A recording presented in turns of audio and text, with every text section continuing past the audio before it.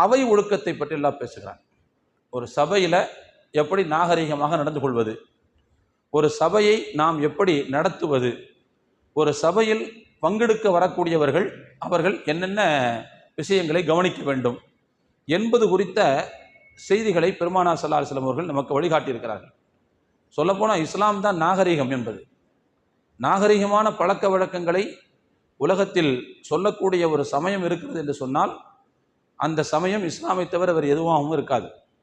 இங்கே சொல்லப்படக்கூடிய நாகரிகத்திற்கு ஒரு தனித்தன்மை உண்டு.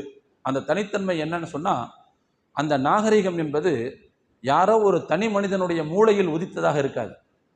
யாரோ 2-3 பேர் சேர்ந்து உட்கார்ந்து யோசித்து மூளையை கசக்கி கொண்டு வந்து தந்ததாக இருக்காது. இந்த நாகரிகம் என்பது முழுக்க முழுக்க வஹியின் சார்ந்து வஹியின் அடிப்படையில் பெறப்பட்ட நாகரிகமாக இருக்கும். எனவே இது முழுக்க முழுக்க